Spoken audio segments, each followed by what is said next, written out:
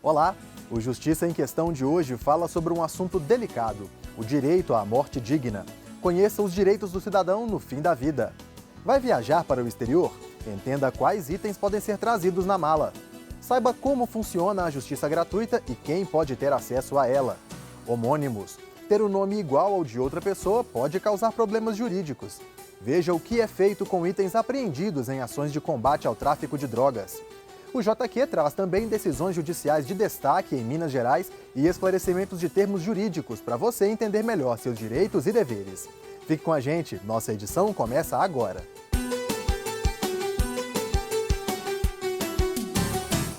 Vai viajar para o exterior e quer trazer lembranças do passeio? Então fique atento. É importante se informar sobre os itens que podem ser trazidos na bagagem para evitar que sejam apreendidos no aeroporto. Acabou-se o que era doce. Há alguns anos foi essa expressão que marcou a chegada de Alfredo ao Aeroporto Internacional de Belo Horizonte. Ele trazia na mala 6 latas do doce argentino Havana, adquirido no free shop de um aeroporto uruguaio. Já sabendo que o voo era do Uruguai, eles estavam de olho em doce de leite, porque era proibido trazer. E assim que a mala passou no raio-x, o fiscal falou, é doce de leite, né? E aí encaminhou a gente para uma funcionária do Ministério da Agricultura, né? E foi abrindo, aí ela tirava o lacre, abria e já tinha um detergente, desse detergente de cozinha mesmo, e ela abria e jogava detergente dentro do doce de leite. O doce de leite já não consta mais na lista de produtos proibidos por instrução normativa do Ministério da Agricultura.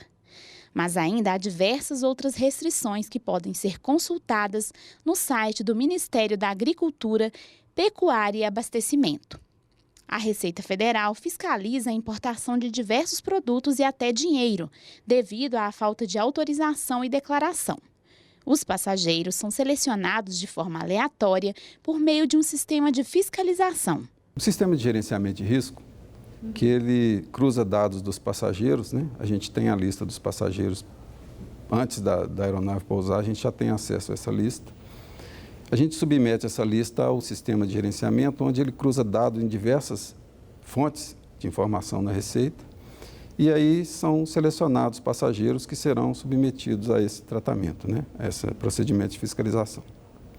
Não necessariamente as malas serão abertas, porque eles são selecionados, passam pelo raio-x, que está aqui atrás da gente, e nesse procedimento de visualizar no raio-x as bagagens é que a gente tem uma segunda verificação e decide se vai abrir ou não essas bagagens.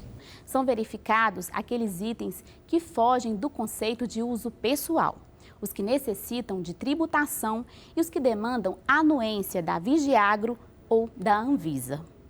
No Manual do Viajante, no site da Receita Federal, é possível encontrar a descrição dos bens considerados de uso e consumo pessoal, o que é permitido ou não. Nós apreendemos normalmente smartphones, né, notebooks, suplementos de componentes, né, de computadores, como principalmente memória e processadores, equipamentos e instrumentos de uso médico e odontológico, cuja importação tem que ter anuência prévia da Anvisa. Então, esses aí são equipamentos que normalmente, se chegam sem essa anuência prévia, já serão objeto de perdimento. Escapamentos de motocicleta, pastilhas de freio, rodas de automóveis. O Alfredo já viveu outro episódio de fiscalização da mala e apreensão de produto, devido a um isqueiro antigo e o líquido para a manutenção do dispositivo. O que ele não sabia é que se tratava de um produto proibido. Ele foi retirado da sala de embarque e levado a um ambiente de inspeção. Abriu o isqueiro, olhou e me devolveu o isqueiro. Para eu embarcar com o isqueiro, uma coisa que eu achei, né? Mas o fluido foi confiscado. Ele teve o isqueiro devolvido, mas em alguns casos todos os bens são apreendidos. O viajante também precisa ficar atento ao levar valores em espécie. Então, se você está aportando, por exemplo, 4 mil euros, né, passa fácil de 10 mil reais. Então, você está obrigado a declarar. Isso é equivalente em qualquer moeda. Se você converteu e ultrapassou 10 mil reais, entrando ou saindo do país, você tem que preencher essa declaração, DPV, Declaração de Porte e Valores, que está dentro do mesmo ambiente da Declaração de Bens de Viajante.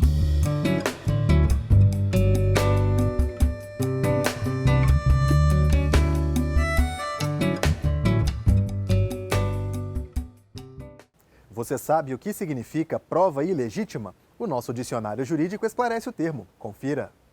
Prova ilegítima? Não sei.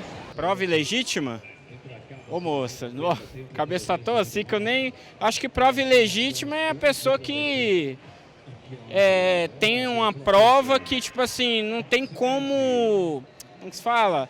É justificar. Ela não consegue justificar, então fica ilegível. Prova ilegítima? A prova ilegítima, no meu ponto de vista, é uma prova criada por uma situação que não é verídica, não é vérito.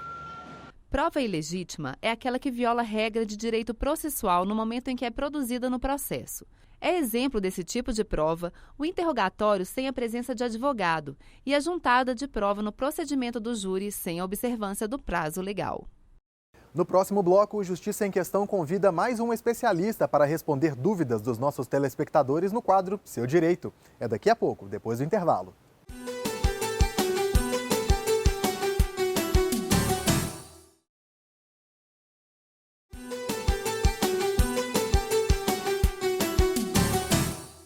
Estamos de volta com o Justiça em Questão, programa do Tribunal de Justiça de Minas Gerais. Algumas pessoas, ao receberem o diagnóstico de uma doença terminal, preferem antecipar a morte para evitar que as dores e sequelas se manifestem. A eutanásia não é permitida no Brasil, mas é possível diminuir o sofrimento do paciente e buscar garantir uma morte digna, direito previsto na Constituição Federal. Entenda. Cida teve a rotina alterada depois da morte da mãe. Eu chegava todos os dias, eu já vinha para a cozinha fazer comida, ela cuidava mais da parte de dar o banho nela, de ajeitar as coisas ali, eu mais da comida. Eu não consegui mais fazer janta desde então. A irmã mais velha também tinha um hábito que agora é uma lembrança. Era conversar com ela. Até então ela estava falando ainda. Primeira coisa que eu falava, se ela está bem? Dona Aurelina, mulher forte e independente de Várzea da Palma, norte de Minas, morreu vítima de um câncer de pulmão. Quando vem o diagnóstico, é quase inevitável pensar em tempo. Ter mais dele para fazer tudo o que falta ou encurtá-lo, antecipando o fim para não sofrer dores ou perder a autonomia. Nessa hora, será que existe poder de escolha? O que será que pesa mais na balança? A vontade do paciente ou as leis? Esse paciente, ele não pode, de acordo com o nosso ordenamento vigente, optar pela eutanásia, quer na forma ativa, quer na forma passiva, mas ele pode optar por não se submeter à distanásia. A pessoa pode se opor a práticas distanásicas, se opor a excessos, a tratamentos desproporcionais, né? Por exemplo, ressuscitação cardiopulmonar em casos extremos, medicamentos com efeitos muito dolorosos e que tragam apenas uma pequena prolongamento de vida. O paciente pode registrar essas vontades. O documento é chamado de testamento vital. Eu entendo que o testamento vital, a diretiva antecipada de vontade hoje, possa ser efetuada tanto por meio de escritura pública, porque é uma forma de que fique registrado em cartório, é mais fácil você garantir que o documento esteja lá e chegue ao conhecimento público, mas é importante, se você o fizer, que também leve ao conhecimento dos seus entes queridos. É possível também indicar um representante, uma pessoa que possa tomar essas decisões por você quando você já não tiver condições de raciocinar, de se manifestar validamente, talvez até mesmo de se comunicar. O artigo 1º da Constituição Federal traz entre os direitos fundamentais a dignidade da pessoa humana.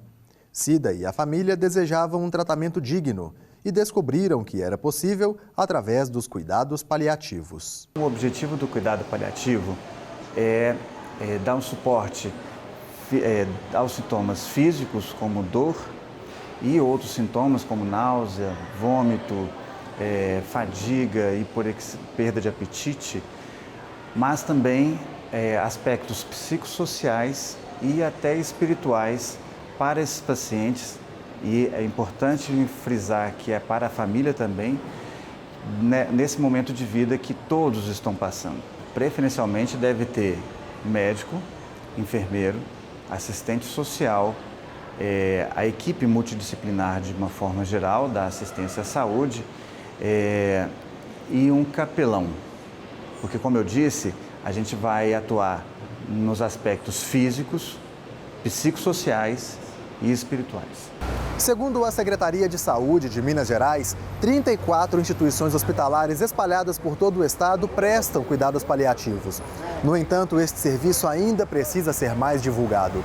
A revista The Economist elaborou um ranking de qualidade de morte, que avalia a estrutura local dos cuidados paliativos. O Brasil ocupa apenas uma posição mediana nessa lista.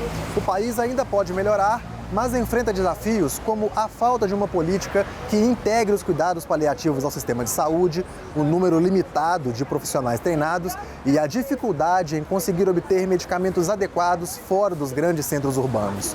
Ou seja, os pacientes que conseguem realizar o tratamento nas capitais podem obter uma vantagem.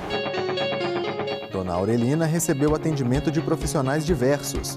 E a família, além do apoio psicológico, recebeu até orientações de ordem econômica. No meio de tudo isso, a despesa aumentou porque o equipamento do oxigênio consome muita energia. A minha conta de luz pulou para quase R$800.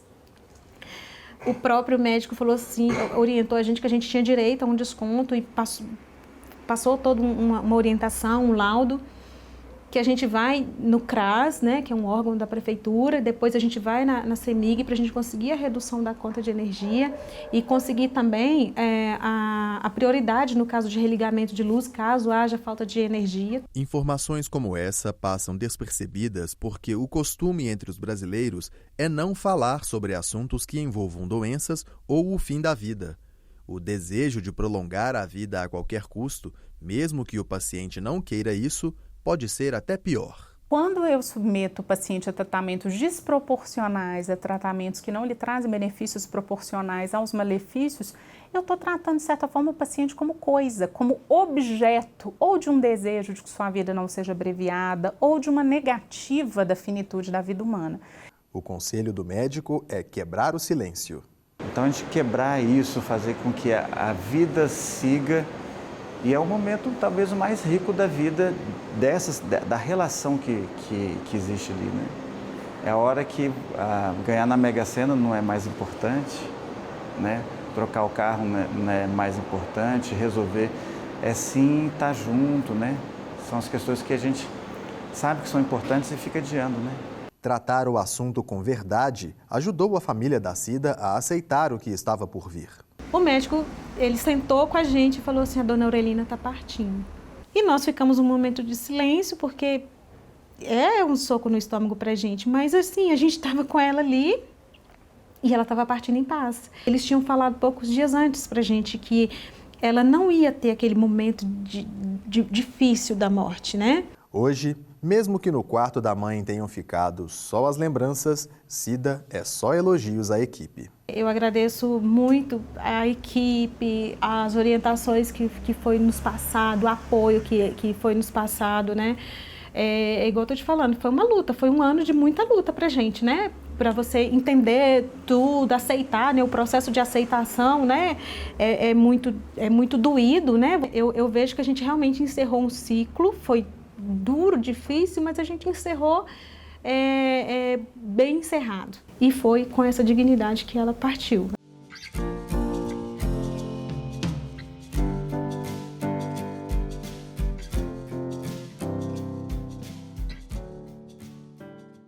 Chegou a hora do quadro de maior sucesso do Justiça em Questão, o Seu Direito. Hoje vamos responder a Paula Souza, que enviou a seguinte pergunta para o WhatsApp do programa. Há mais de 4 anos, coloquei na Justiça um pedido de pensão alimentícia para meus 2 filhos. Arrumei um advogado na prefeitura de minha cidade e até hoje não consegui receber nada. Apenas foi emitido o pedido de prisão do pai dos meus filhos. Passamos por muitas dificuldades. Tenho medo que este pedido prolongue por muito mais tempo, pois o pai contratou um advogado e vive fugindo de blitz. O que posso fazer para resolver este problema? Quem responde é a advogada Ana Carolina Brochado Teixeira. Infelizmente,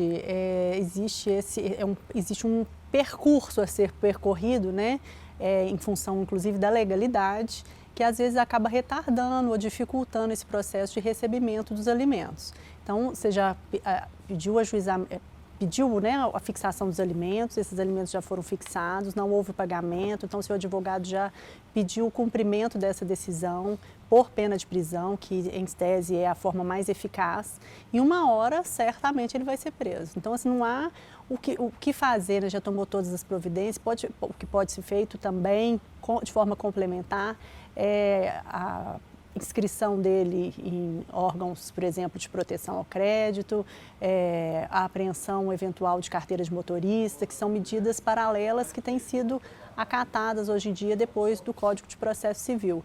Mas, infelizmente, para a efetivação da prisão é aguardar mesmo, se você souber que ele está em algum lugar, e despachar com o juiz, e pedir aí que o oficial de justiça vá até aquele lugar.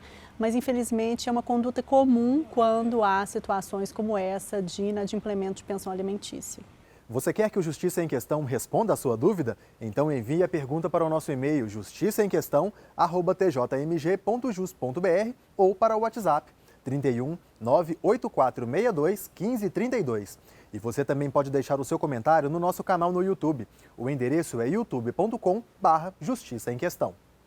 Uma medida assinada pela Presidência da República trouxe maior agilidade à venda e à utilização de bens apreendidos de traficantes de drogas. Olha só. Não é difícil encontrar em uma vara de tóxicos algum processo que descreva uma lista de bens apreendidos em poder de traficantes. Esses bens serão alienados. A alienação consiste na transferência da propriedade de bens de um indivíduo para terceiros, convertendo esses itens em dinheiro. Durante as operações, a polícia costuma encontrar drogas, armas e também veículos, principalmente motocicletas. Primeiro, elas são periciadas para identificar se elas são produto de crime ou se elas foram adquiridas licitamente. Tendo sido adquiridas licitamente, se identifica qual é a origem do recurso para aquela aquisição. Se o recurso para a origem for recurso do próprio tráfico, ou seja, recurso de origem ilícita, ela é perdida, ela é submetida a um leilão público para alienação pública e o dinheiro obtido com essa venda é encaminhado ao Fundo Nacional Antidroga. Tradicionalmente, esses bens eram leiloados depois do trânsito em julgado do processo, a fase final quando já não cabe nenhum recurso. Em junho de 2019, a medida provisória 885, assinada pelo presidente Jair Bolsonaro, mudou esse cenário. O que a medida provisória pretende é estabelecer a alienação antecipada como regra. É isso que ela pretende. E, de fato, essa não era uma regra. A regra era a alienação ao final do processo.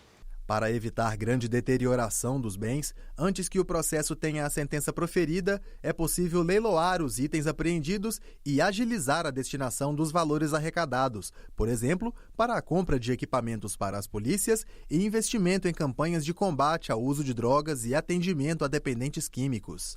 De acordo com a SENAD, Secretaria Nacional de Políticas sobre Drogas, há quase 80 mil bens apreendidos em operações relacionadas ao tráfico de drogas em todo o país. Aproximadamente 30 mil bens já estão disponíveis para leilão. São quase 10 mil veículos, 459 imóveis, 25 aeronaves e quase 19 mil bens diversos, como celulares, por exemplo. Os galpões de armazenamento são mantidos em sigilo. Conseguimos autorização para visitar um deles e constatamos a falta de espaço. Como o número de fatos criminosos é grande, o número de bens apreendidos vinculados àqueles fatos criminosos acaba sendo muito grande. De fato, essa é uma realidade nacional.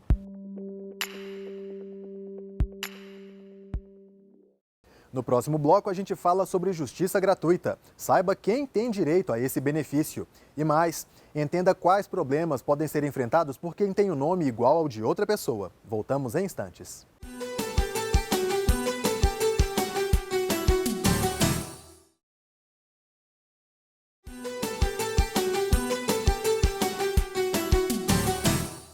Você está assistindo ao Justiça em Questão. O benefício da justiça gratuita está previsto na Lei 1060 do ano de 1950, conhecida como Lei da Assistência Judiciária, e no Código de Processo Civil de 2015. Na entrevista a seguir, entenda em que ocasiões ela pode ser solicitada e também quem pode pedir o benefício. Esse é um assunto que muita gente desconhece, mas que é acessível a todos. Sobre esse assunto, então, eu vou conversar agora com o desembargador Luiz Carlos Correia Júnior. Doutor, quais são as principais despesas inseridas, então, na gratuidade da justiça? Todas as despesas processuais, desde as custas iniciais do processo, as despesas com intimação de testemunha, a perícia e os honorários devidos à parte contrária se a parte autora perder a demanda. Mas a parte autora também paga pelos honorários do advogado? Sim, a parte que é derrotada na demanda arca com os honorários da parte contrária, mas aquela parte que estiver albergada pela gratuidade de justiça, ela não irá fazer esse pagamento. E quem está acessível a isso, quem que pode pedir essa gratuidade de justiça? Todos podem pedir a gratuidade, tanto as pessoas físicas quanto as pessoas jurídicas. A diferença apenas dos requisitos que cada um deverá demonstrar para fazer jus a esse benefício. E qual momento isso pode ser pedido? A gratuidade de justiça pode ser pedida a qualquer momento no processo. Em regra, ela é pedida pelo autor na inicial da ação e pelo réu quando ele contesta, ou seja, na contestação. Mas a parte que não pedir esse benefício no início da demanda pode pedi-lo posteriormente. A diferença é que apenas vai abranger as custas que surgirem a partir do pedido. Num país com 210 milhões de habitantes como o Brasil, é praticamente inevitável encontrar um xará. Aquela pessoa com o nome igualzinho ao seu. Em algumas situações, essa coincidência pode ser motivo para muita dor de cabeça. E não é raro que os incidentes envolvendo homônimos acabem na justiça. Imagine estar em casa e começar a receber correspondências em seu nome, entre elas cobranças, documentos e até intimações. E mesmo sabendo que os fatos contidos nesses documentos não são de sua responsabilidade, você pode ter que pagar esses débitos ou responder judicialmente por essas demandas até provar o contrário. Geraldo descobriu que algumas pendências fiscais estão registradas em nome dele na comarca de Matozinhos, em Minas Gerais. Mas as dívidas são de uma pessoa de mesmo nome, já falecida. Eu fui surpreendido agora com 2 processos de execução do município, né? A administração municipal tem me executado, ou seja, executado meu CPF, porém o terreno no qual sobrecai o IPTU que estou sendo executado não é meu. O terreno pertence a um homônimo. Entre tantos rostos diferentes, é bem provável encontrarmos pessoas com nomes iguais, principalmente Ana, Maria, José, João e Antônio, que estão há décadas no topo da lista dos nomes mais comuns no Brasil, segundo dados do IBGE. Geraldo, por exemplo, é o nome de mais de 340 mil brasileiros, sendo que quase 126 mil estão em Minas Gerais. Só aqui em Matozinhos são 371 Geraldos. Além de representar a escolha dos pais, os nomes comuns podem gerar problemas para algumas pessoas. Além das demandas no âmbito civil, como as que ocorreram com o Geraldo, há casos de prisões indevidas. Esse contexto exige uma cautela ainda maior nas investigações que envolvem pessoas com nomes comuns. Quando a Polícia Civil toma conhecimento de um fato criminoso, dá início a uma investigação. Então, essa investigação ela é necessária para que se possa apontar a materialidade do crime e também a autoria. Para essa autoria, nós precisamos identificar uma pessoa específica. Nessa identificação, nós buscamos qualificar a pessoa e, havendo homônimos, nós conseguimos diferenciá-lo através de filiação, data de nascimento, naturalidade e outros dados específicos como carteira de identidade também. A Lei 11.971 de 2009 prevê a emissão de certidões completas com dados mais específicos de cada pessoa por parte dos cartórios. O objetivo é diminuir os casos de transtornos entre homônimos. O cidadão, sabendo que seu nome é comum, além de solicitar essa certidão, pode também, eventualmente, fazer pesquisas em órgãos judiciais e de registros de crédito. Caso encontre algo suspeito, deve procurar imediatamente a instituição onde é citado e registrar um boletim de ocorrência. Outra possibilidade é pedir na justiça a alteração do nome. Caso a pessoa tenha mais de 19 anos de idade, ela deve comprovar junto à vara de registros públicos os motivos reais para essa mudança de nome. Atualmente, a pessoa, ao completar 18 anos e antes de completar 19 anos, ela pode livremente mudar o seu nome. O respeito vem mais com relação aos nomes de família, mas pode alterar o seu nome. Foi uma oportunidade que o legislador deu para as pessoas ter maior identidade com aquele nome quanto aos quais ela responde. Geraldo não quer mudar o nome, apenas a situação em que se encontra, pois mesmo tomando todas as medidas para provar que não é o proprietário do imóvel, teve um valor bloqueado na conta em consequência de um segundo processo. O valor na minha conta continua bloqueado. Ou seja, mesmo eu informando, mesmo eu declarando, mesmo eu apresentando documentos, ainda paira a dúvida se o terreno é meu. O Justiça em Questão fica por aqui, mas o programa também está na internet. O conteúdo desta e de outras edições pode ser acessado no portal do Tribunal de Justiça. Clique na área Comunicação e depois em Justiça em Questão. Ou veja pelo canal no YouTube. Comente, proponha temas, participe do nosso programa. Envie uma mensagem para o e-mail justiçaemquestão@tjmg.jus.br ou para o WhatsApp 31 98462 1532. Um grande abraço e até a próxima edição.